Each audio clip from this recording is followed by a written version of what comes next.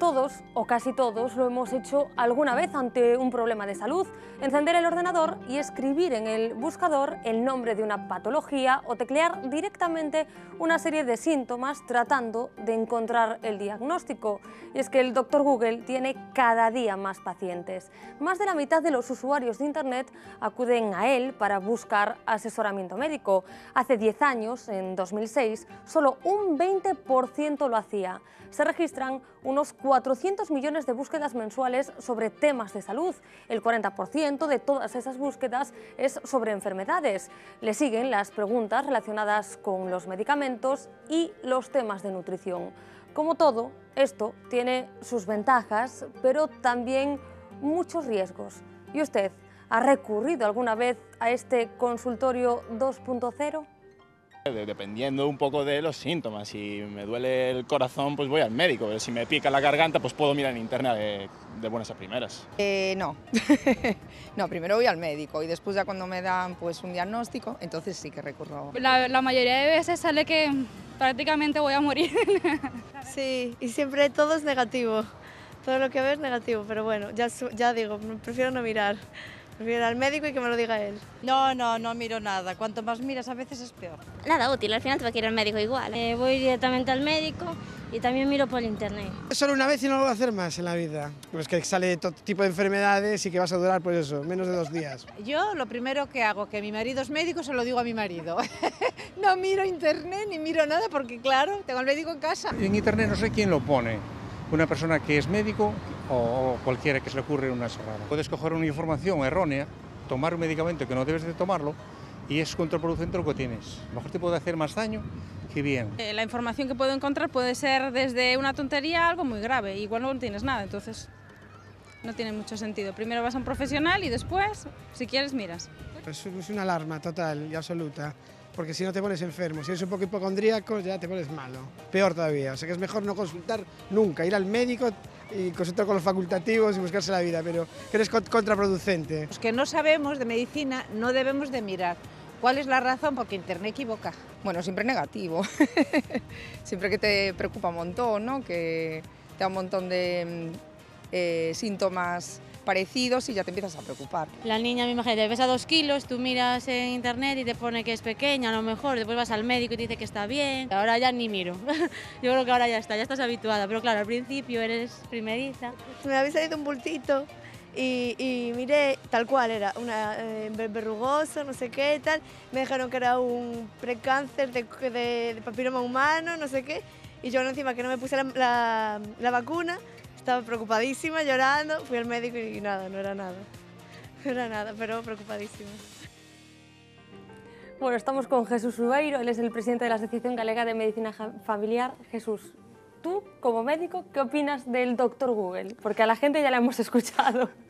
Hombre, vamos a ver, nosotros siempre decimos, hay 2 vertientes aquí del Dr. Google. Nosotros siempre decimos, y no solo los médicos, sino la propia administración sanitaria, la consellería, lo que más nos encantaría es que nuestros pacientes estuvieran muy bien informados, ¿no? Entonces, hay, dentro de la búsqueda web hay 2 componentes. Uno, cuando uno busca síntomas, ¿no? Esto es complicado porque es muy difícil a través de los síntomas, sin contextualizar, sin una exploración física, llegar a un diagnóstico y muchas veces, sobre todo si la persona es un poco hipocondríaca, puede tener problemas. Ahora, si una persona tiene un diagnóstico y busca diagnóstico en Google y busca páginas donde den información sobre su enfermedad, a mí me parece maravilloso. ¿Qué más desearíamos todos que tener pacientes bien informados sobre su enfermedad y sobre el manejo de su enfermedad, sobre lo que le conviene, sobre lo que no le conviene, sobre cómo debe cuidarse? El paradigma del enfermo maravilloso para nosotros es el paciente que se autocuida, el paciente responsable de su salud. Por lo tanto, yo creo que hoy Internet ofrece herramientas estupendas para ello. Por lo tanto, no creo que debamos desaprovecharlas de ninguna manera. O sea, te iba a preguntar si el Dr. Google, el famoso Dr. Google, es aliado o enemigo. Yo creo que puede ser un aliado perfecto. La gente que tiene hipocondría, es hipocondríaca y va a tener neuras porque va a empezar a ver, eso le pasaba igual antes, que decir, va a hablar con el vecino, con la cuñada, y también se va a neurotizar, ¿no?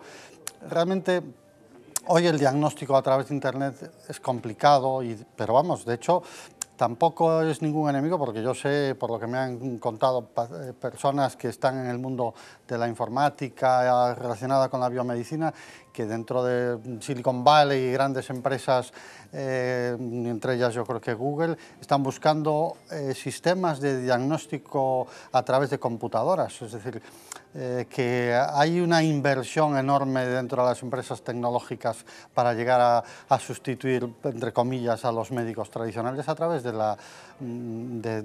algoritmos diagnósticos basados en computación. Pero bueno, me imagino que ya para los médicos es difícil cuando una persona va físicamente a la consulta y le empieza a decir, pues me pasa esto, ya me imagino que para vosotros es difícil hacer un diagnóstico, lógicamente. Claro, porque efectivamente esta pretensión que hay de llegar a conseguir un algoritmo diagnóstico a través de programas complejos informáticos van a tener que introducir cantidad de datos, porque las enfermedades muchas veces no son síntomas, sino también son síntomas, pero son el contexto en el que está esa persona, su edad, cómo le aparecieron estos síntomas, qué les han desencadenado estos síntomas. Claro, todo esto la persona muchas veces no es consciente cuando teclea los síntomas de todas estas circunstancias que rodean al síntoma. Y eso es la gran dificultad, ¿no? Y a distancia la cosa se complica, ¿no? El otro día me llamaba una amiga desde Londres porque le había salido un bulto en la ingle y claro, un bulto en la ingle sin verlo, pues piensas, pues será un ganglio. Todo, claro. Dije, pues tómate un antiinflamatorio a ver qué pasa y tal. Al cabo de 2 o 3 días no le pasaba, fue a un médico allí y lo que tenía era una hernia. Claro, es que a 2000 kilómetros diagnosticar es muy complicado y una hernia se diagnostica fácilmente de manera presencial, tocando, pero sin embargo así por teléfono y sin ningún tipo de imagen ni de contexto es muy difícil, ¿no? Pero de cualquier manera yo creo que todo eso se irá mejorando, se irá afinando y yo creo que llegaremos a tener herramientas diagnósticas a través de Internet maravillosas, ¿no? Ya lo veíamos, pero realmente la gente llega a vuestras consultas y os dice, es que mira lo que he encontrado en Internet. O sea, eso realmente pasa porque la gente sí que nos lo contaba, ¿no? Que asustada mucha, hay que decirlo también. Sí. Bueno, asustada o no tanto. A veces, como decía este personaje antes, decía, si me pica la garganta voy a Internet. Sí, a veces la gente, pues yo qué sé, el otro día en la consulta, una persona que tenía un dolor en el pie me dijo, no, lo que tengo es una ciática, porque miré en Internet que tenía un dolor en el pie. Bueno, realmente, claro, si uno pone dolor en el pie, claro, no pone más datos. Es que es muy amplio, ¿no? La medicina es más compleja, entonces es que el dolor en el pie puede ser que duela en reposo, que duela con el ejercicio, que duela al apoyar el pie en el suelo, que no duela... Entonces hay cantidad de síntomas, de pequeños detalles que ya... por eso está la entrevista clínica. Claro, en la entrevista clínica es donde yo pregunto y tú me cuentas, y a veces pregunto cosas en las que tú ni siquiera habías pensado, pero que son muy características de esa enfermedad, ¿no?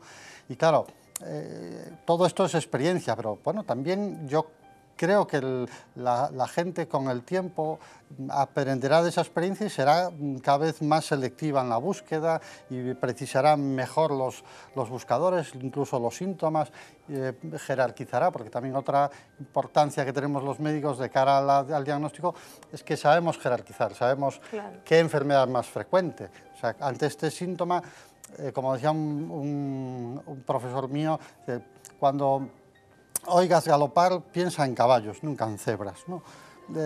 Lo primero que hay que pensar, tenemos que diagnosticar y pensar en lo más frecuente. Luego, por supuesto, si con la hipótesis diagnóstica primera no llegamos no acertamos bien, podemos empezar a abrir otras vías diagnósticas, ¿no? Pero sí que tenemos, por la formación y por la experiencia, como una jerarquización de estos síntomas. Frecuentemente se asocian a este tipo de enfermedades y menos frecuentemente a otro tipo de enfermedades. Claro, si uno ve que se le duele un pie, pues claro que puede ser una esclerosis múltiple, ¿no? Pero no es la primera opción. No es la primera opción, ¿no? A la gente se le duerme el brazo, como había una enfermedad muy simpática cuando estudiábamos nosotros, que era la parálisis de la luna de miel, ¿no? Porque pues dormía con la cabeza en el brazo, entonces a la mañana siguiente se despertaba con el brazo paralizado por la compresión del nervio radial y era incapaz de levantarla. pues eso es lo más frecuente, ¿no? Pero claro, si tú piensas que vas a tener una esclerosis múltiple solo porque el primer síntoma neurológico que tienes, y evidentemente en Internet tiene que venir todo, porque todo, absolutamente todo está en Internet, pero no todos los síntomas simples por un hormigueo, una pérdida de fuerza, no van a ser lo peor, ¿no? No todo siempre es lo peor, por suerte, claro. Tenemos esta búsqueda previa a acudir a la consulta física de un médico, pero también tenemos que cada vez se da más, es la consulta posterior. Digamos que el famoso doctor Google también se ha convertido en el médico de la segunda opinión.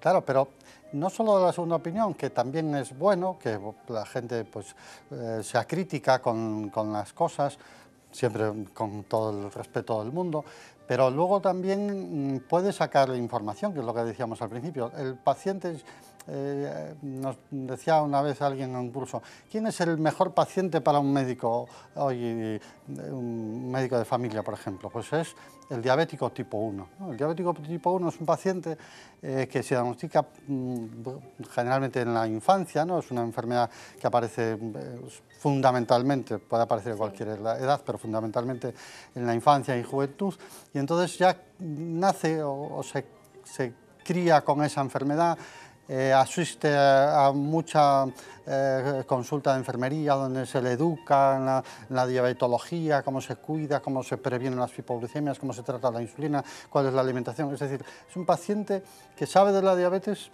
muchísimo y que prácticamente apenas acude al médico más que a hacer sus controles de análisis. Porque tiene tal información que muchas veces no necesitan más información. Ese es el paradigma que sería del paciente perfecto, un paciente que tiene una enfermedad crónica y que lo sabe todo de la enfermedad, ¿no? Y eso no deja de ser estupendo, ¿no? Y ahí todo lo que suponga fuentes de información para la enfermedad, a nosotros nos parece de una alianza excepcional, ¿no? Y al contrario, también sucede con las enfermedades menos frecuentes, con las enfermedades que se llaman raras, ¿no? Sí. Que pacientes que tienen enfermedades muy poco frecuentes y que muchas veces los médicos no estamos familiarizados con ellas, pues es gente que trabaja con asociaciones de pacientes y es gente muy activa y llega a tener un conocimiento de la enfermedad a veces muy superior a la que tenemos el médico que lo atendemos. Realmente un paciente bien informado, digamos, el paciente ideal, también es un ahorro para la sanidad. Es un ahorro y a veces el propio sistema sanitario muchas veces los utilizamos, ¿no? Y en el Sergas existe lo que se llama la escuela de pacientes, que también hay una página web, que dice, hay muchas páginas web que hasta están promocionadas por la administración sanitaria, ¿no? Y hay una página web donde existe la escuela de pacientes y donde hay lo que llamamos los pacientes informados, los pacientes expertos, que son grandes conocedores de su enfermedad y son los mejores formadores para otros pacientes. Muchas veces los médicos, por supuesto que tenemos que asesorar y el personal de enfermería tiene que asesorar, pero el que da una información mucho mejor para un paciente es el propio paciente que ha pasado todo el proceso, ha pasado todos los problemas y conoce el día a día de la enfermedad. Nosotros podemos conocer los síntomas, el tratamiento, muchos factores de la enfermedad, pero lo que es el conocimiento íntimo del día a día de la enfermedad, el que de verdad lo conoce, es el que lo ha sufrido, el que lo vive día a día. Y ese es el perfecto formador de nuevos pacientes, ¿no? Y eso es una idea muy bonita que está aquí en otros muchos servicios de salud, de crear formadores de pacientes a través de las escuelas de pacientes y que se hacen también online, ¿no? O sea que el doctor Google también nos dirige, hacia ese tipo de... Te voy a preguntar ahora, por experiencia propia en tu consulta, lo que te dicen otros colegas, ¿qué es lo que suele buscar la gente en Internet? ¿Por qué suele recurrir a la gente en Internet? Pero vamos a hacer primero nosotros un experimento y vamos a hacer nosotros mismos algunas de esas famosas búsquedas. Un simple dolor de cabeza se puede convertir en un tumor, una mancha de piel en un cáncer, o si se te queda dormido un pie, podrías tener esclerosis múltiple. O eso es lo que nos dice Dr. Google. Tecleamos los síntomas y él nos pasa consulta instantáneamente. Pero ojo, porque muchas veces Internet no es de fiar. Cáncer, diabetes, lupus y herpes son las 4 enfermedades más buscadas en Google, tanto a nivel mundial como aquí en Galicia, aunque el interés varía según las comunidades. El cáncer preocupa especialmente en Lugo. la diabetes en Santiago y la gripe en A Coruña. Si nuestro síntoma es dolor en el pecho y nos fiamos de lo que leemos en Internet, podríamos autodiagnosticarnos enfermedades tan diferentes como ansiedad, una úlcera o un infarto de miocardio. Pongamos otro ejemplo. Recibimos un análisis de sangre del laboratorio y vemos que tenemos los glóbulos blancos por encima de los valores normales. Antes de ir al médico y descubrir que muy probablemente eso se deba a algún tipo de alergia, lo buscamos en Google. Escribimos eosinófilos altos y entre los posibles diagnósticos comprobamos que podríamos tener lupus e incluso un linfoma. Los ejemplos son infinitos y los médicos se encuentran cada vez más con esta realidad. Pacientes que llegan a la consulta con su autodiagnóstico hecho a través de Dr. Google. La cibercondria es la actitud de aquellos que buscan obsesivamente información médica en la red. Bueno, hemos visto qué pasa si tecleamos algunos de esos síntomas, algunas de esas enfermedades. Como experiencia vuestra, ¿qué es lo que soléis vosotros testar que la gente busca más en Internet, para lo que más recurre? Porque lo veíamos al principio, las estadísticas dicen que lo primero más buscado son enfermedades, después están los medicamentos y por último los temas de nutrición. Sí, yo creo que es muy frecuente, pues eso, las típicas manchas, el bulto, ¿no?, que le ha salido a uno. Pues es un dolor de cabeza y sobre todo mucho también eso, el síntoma neurológico, porque es el hormigueo, eso sí que genera mucha ansiedad, sobre todo lo que se ve o lo que se siente, ¿no? Y quizás son las cosas más buscadas. Claro, es cierto que tú cuando tecleas cefalea, pues lógicamente el diagnóstico diferencial de la cefalea es amplísimo, va desde simplemente estar estresado a tener un tumor cerebral, evidentemente, claro. Pero por eso nosotros buscamos síntomas de alarma, factores desencadenantes, edad, claro, no es lo mismo tener una cefalea en una circunstancia determinada de estrés o tener una cefalea con unas características desencadenantes y con vómitos, con síntomas neurológicos, etcétera, con trastornos visuales. Bueno, claro, el ir acotando edad, síntomas, factores desencadenantes es lo que nos no vale permite, poner cefalea y enter. Claro, si tú pones cefalea, pues claro, el diagnóstico es amplísimo. Si tú ya concretas y eres capaz de desentrañar más síntomas, seguramente ajustarás mejor el diagnóstico, ¿no? Y lo mismo pasa con los síntomas neurológicos, claro, como decíamos antes, que se te duerma una mano. Por suerte, no siempre es una esclerosis múltiple. La esclerosis múltiple no deja de ser una enfermedad rara o por lo menos poco frecuente, es mucho más frecuente cualquier otra, pues un compromiso cervical, por una mala postura o por una artrosis cervical o por un traumatismo o a veces el propio estrés, ¿no? Entonces, claro, esto sí que es fundamental, el tener esa jerarquía y sobre todo ese conocimiento de las personas, claro, ¿no? Que en eso quizá los médicos de familia tenemos esa ventaja, ¿no? Que ya no es que necesitemos hacer una anamnesis muy compleja sobre ¿y usted en qué trabaja, a qué se dedica? No, porque ya los conocemos, claro, los conocemos toda la vida, sabemos, ¿no?, quién es, en qué trabaja, sabemos quién es su marido, si se lleva bien, si se lleva mal, si tiene un hijo que se acaba de ir de viaje, si se acaba de casar o se acaba de separar, con lo cual pues mucho de todo ese ambiente o situación sociofamiliar también influye, sabemos muchísimo en el tipo de padecimiento, eso ya lo sabemos casi antes de que entre por la consulta, ¿no? Al ver la lista de pacientes en la consulta ya sabemos, muchas veces siempre decimos, ¿no?, los médicos de cabecera, al ver la lista de los pacientes ya vamos sabiendo casi por lo que viene la gente, ¿no? Antes de entrar, antes de entrar, eso es lo que más suele buscar la gente. Y también te quería preguntar el por qué. Quiero decir, porque puede ser inmediatez, curiosidad, ganas de saber también, muchas veces vergüenza, porque por ejemplo hay un dato que es que de los adolescentes es el grupo, lógicamente tienen más acceso a Internet, pero a lo mejor también es cierto que muchas veces ese pudor de no acudir a la consulta les lleva o nos lleva a buscarlo en Internet. Claro, vamos a ver, es evidente que nuestros hijos adolescentes han nacido con Internet, todo lo buscan en Internet, pero vamos, todo claro, la salud como cualquier otra cosa, es decir, no van a una librería, compran libros por Amazon o por cualquier buscador, compran música a través de Internet, la ropa por Internet, y cómo no van a teclear los problemas de salud en Internet, si Internet es su vida, están todo el día con ello. Entonces, por eso es el amplio grupo de usuarios de Internet, de los síntomas de salud como de cualquier otro ámbito de la vida.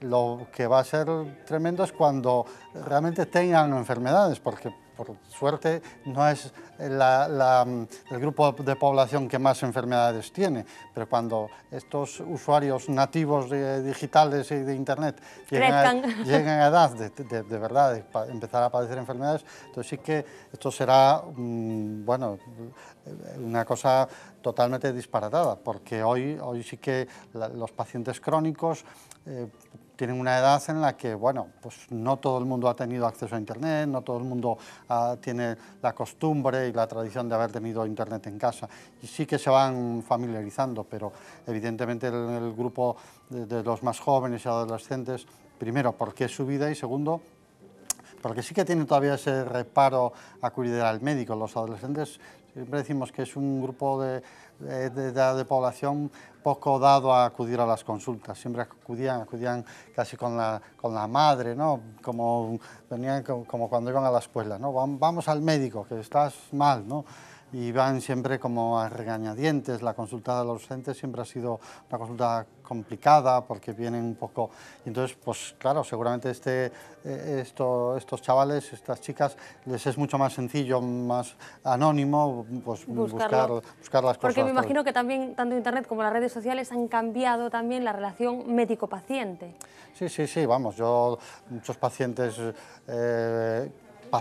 amigos, consultan por WhatsApp, consultan por correo electrónico, pues a veces nos mandan incluso fotos, mira, me ha salido esto y tal, a ver qué te parece. Bueno, y es normal, quiere decir, prueba de ello es que el sistema sanitario ha puesto en marcha la teleconsulta, ¿no? Y nosotros muchas veces para consultar con el dermatólogo no mandamos al paciente a dermatología, hacemos una foto, la metemos en el ordenador y hacemos una interconsulta con el dermatólogo que ve la lesión y nos puede decir, bueno, pues esto es fácilmente diagnosticable, o mira, esto tengo mis dudas, mejor mándamelo y lo vemos. O parece esto, hace este tratamiento y luego según la respuesta ya vamos viendo. Es decir, Internet también nos permite este tipo de cosas y cómo no lo vamos a emplear en la vida normal, ¿no? Porque para la gente que nos esté viendo, ¿qué consejos le podemos dar a la hora de buscar en Internet y fiarse de una página web? Hombre, vamos a ver, yo creo que siempre hay páginas web que son fiables, que son, pues, lógicamente, las institucionales, las páginas web de los servicios de salud. El Sergas tiene una página web muy buena con links y con enlaces, la escuela de pacientes. Por supuesto, las webs de las sociedades científicas. Claro, yo creo que si una persona tiene una diabetes, lo mejor es entrar en una web en la que la Sociedad Española de Diabetología, hospitales, sociedades científicas, tenemos páginas web con todas las garantías, y luego hay los buscadores de artículos, el Medline, ¿no? La mejor librería de artículos biomédicos del mundo, ¿no? Ahí está absolutamente todas las publicaciones científicas. Y sobre todo, nunca debes ver algo que sea anónimo o que lo firme Javier López. Es decir, ese señor, si no se identifica, si no nos dice quién es, en principio no tenemos por qué fiarnos, ¿no? Y todo aquello que no tenga referencias bibliográficas. Es decir, yo creo que hoy tú no puedes sustentar ninguna recomendación en Internet que no tenga una fuente bibliográfica, ¿no? Donde diga, pues esto que yo opino, esto que yo digo aquí está basado en este artículo científico, en este trabajo, en este ensayo científico y con sus referencias correspondientes para incluso poder acceder a ellas, ¿no? Porque a veces también vemos resúmenes de artículos que, bueno, pues los resúmenes, depende de quién los haga, pueden ser más o menos sesgados, pero si tú vas a la fuente original, allí tienes los datos perfectos de todo el ensayo clínico como se ha hecho, y eso sí que tiene una fiabilidad absoluta, ¿no? Porque eso es los datos crudos tal y como fueron publicados. Pues nos has apuntado ya algunas, Jesús, pero vamos a ver también, hemos consultado cuáles son las webs más fiables para que en casa puedan apuntar y decir, para la próxima vez voy a mirar esta web.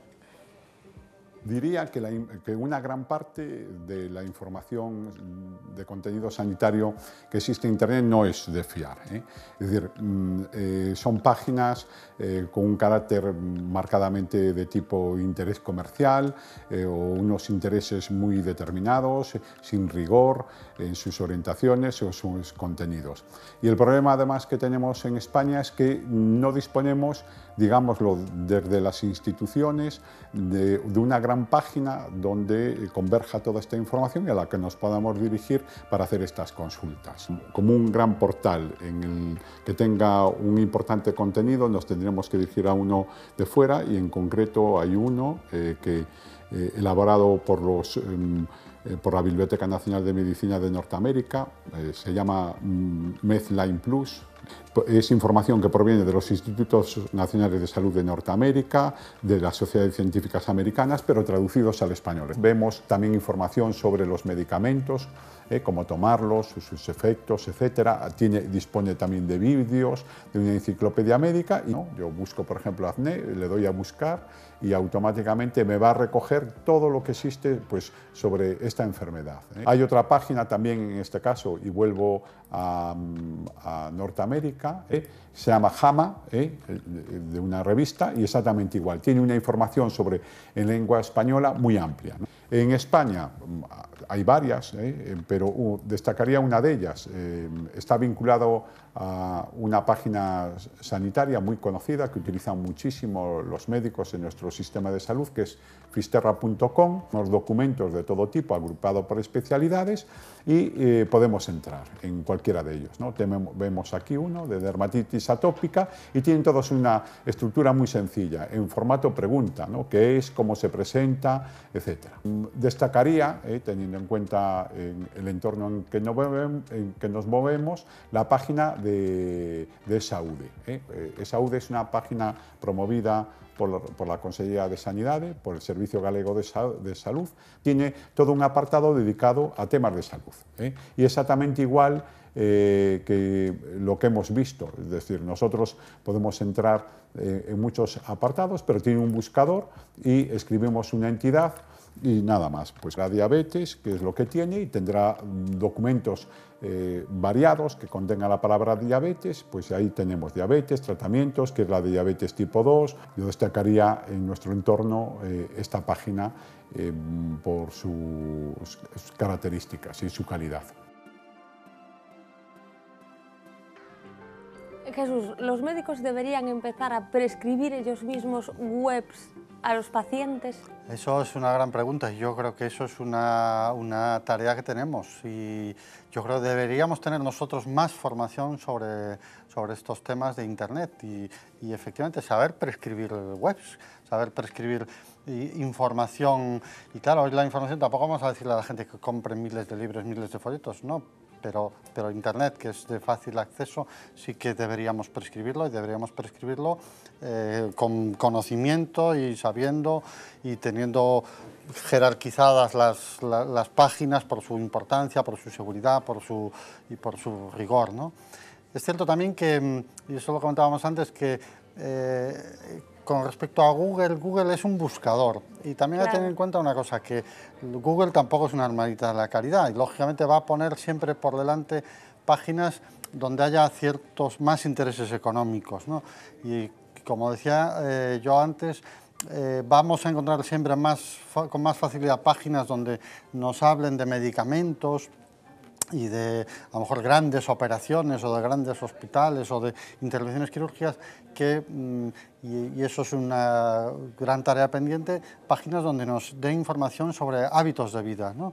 Muchas de las enfermedades, y esto estamos hartos de repetirlo, de las enfermedades crónicas de nuestro siglo, tienen que ver con los malos hábitos de vida, ¿no? Con el fumar, con la obesidad, con el sedentarismo, con el estrés.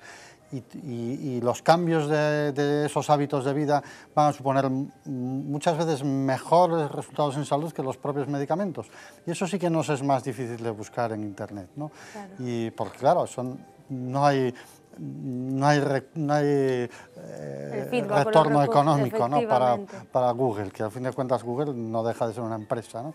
Y bueno, pero eso también forma parte de la vida real. Yo recuerdo una vez, de las pocas veces que voy a la farmacia a comprar medicamentos, y compré no sé qué, un antiinflamatorio, me costó unos céntimos, y luego fui al gimnasio allá porque tenía la rodilla mal y me cuesta 4 euros el gimnasio. Claro, al final dices, si tenemos que hacer ejercicio por 4 euros diarios y por pocos céntimos tenemos el medicamento para todo el mes, al final es más fácil recurrir a los medicamentos, ¿no? Pero lo cierto es que lo que verdaderamente tiene beneficio y absolutamente demostrado en muchas de nuestras patologías crónicas son los hábitos de vida, el ejercicio, la buena alimentación, el superar un poco el estrés, la relajación. Es otro de nuestras enfermedades del siglo, ¿no? Las enfermedades, la ansiedad, la depresión. Y esto, bueno, pues claro, si tú vas a Internet lo que te van a hablar es de los cientos de miles de medicamentos que hay para la ansiedad y el estrés, pero realmente muchas veces lo que debemos prescribir pues son yoga o es tai chi o va a haber que prescribir páginas web y también claro, hábitos de vida, ¿no? Hábitos de vida. Y efectivamente quizá esa vertiente en Internet no es tan rica, no es tan accesible como la información de medicamentos y de otro tipo de cosas más económicas, ¿no? De más valor económico. Pues Jesús, estamos ya fuera de tiempo, pero muchísimas gracias por ayudarnos a comprender y también a conocer un poquito más a este doctor del siglo XXI que se cuela en nuestras pantallas. Ustedes ya lo saben, el próximo miércoles tienen una nueva cita aquí en Sana Sana. Hasta entonces, cuídense.